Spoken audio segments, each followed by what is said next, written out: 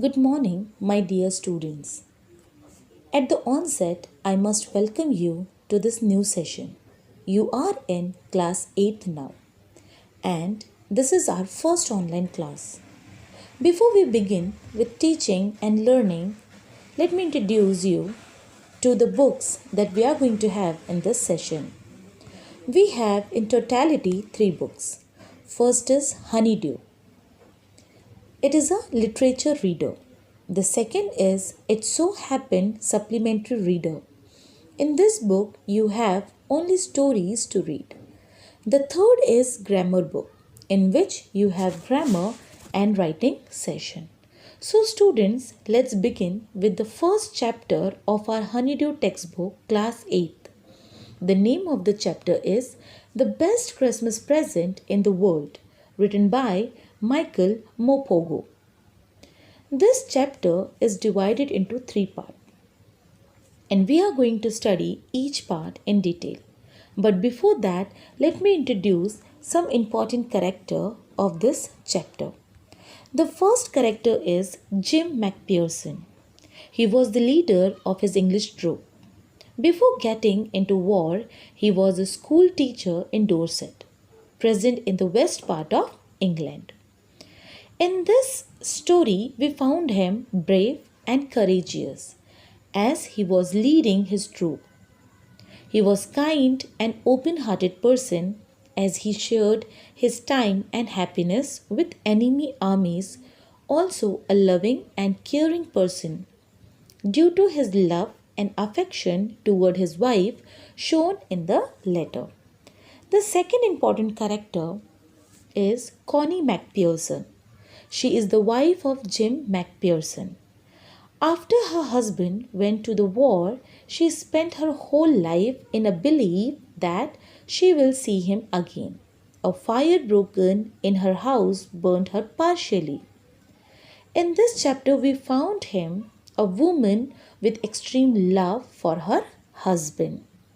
The third important character is Hans Wolf. He was the captain of German troop. He worked in an orchestra in Dusseldorf before the war. In this chapter, he was friendly as he first insisted make friendship with English.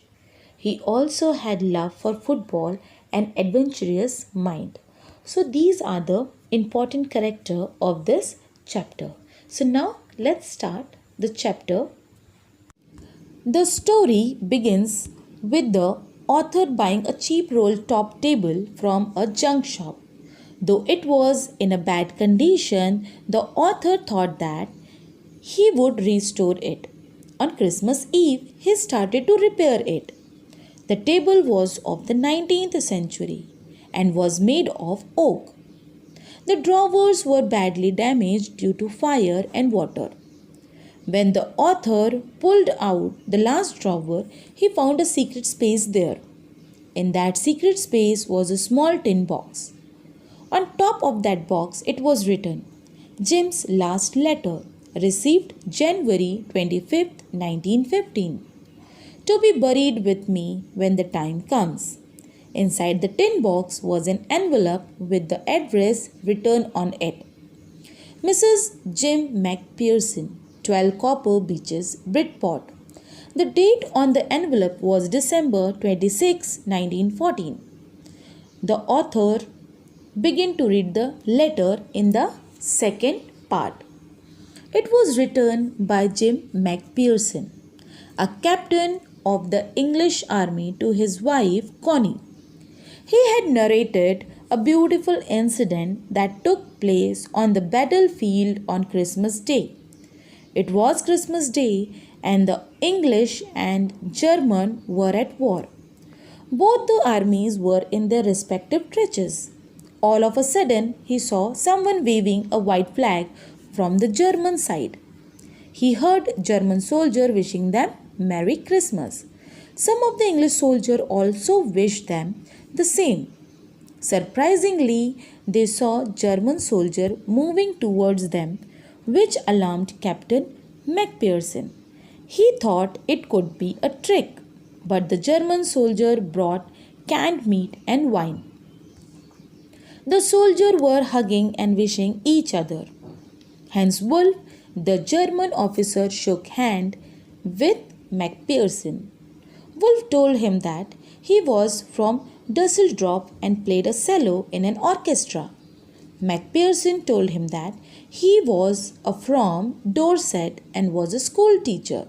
Hans Wolf told him that he knew English and Thomas Hardy in his favorite writer. In his book, Far from the Madding Crowd, he had described Dorset. Thus, he knew a lot about Dorset from there. Macpherson offered him the cake sent by his wife Connie. The soldiers played football together. After the match, all of them enjoyed the food and drinks. After all this, they parted back to their trenches unwillingly. Later, at night, both the armies sang carols for a while. And then there was silence. He wrote that these memories are a treasure for his lifetime and hope that the war will end soon. Now, here the second part ends. Now, in the next part, after reading the letter, the author decided to return the letter to Mrs. Macpherson. He went to her house in Bridport, Dorset, and found that it was burnt. Mrs. Macpherson, 101-year-old, was inside the house at the time of the fire. The author comes to know that Mrs. Macpherson is in the nursing home. He finds her sitting on a chair there. When he called her Connie and returned the letter to her, her eyes lit up. She took his hand with eyes filled with tears and said that her Jim kept the promise. Also, she made the author sit beside her and talked lovingly for long with him. She said that it is the best Christmas present in the world. Now, this is the story, and from this story, we learn that war brings only destruction and sadness in the world. Only the path of peace will lead us to the happiness and welfare of mankind. So, student, this is the story which is divided into 3 parts. I hope you all understand this story very well. Thank you, student.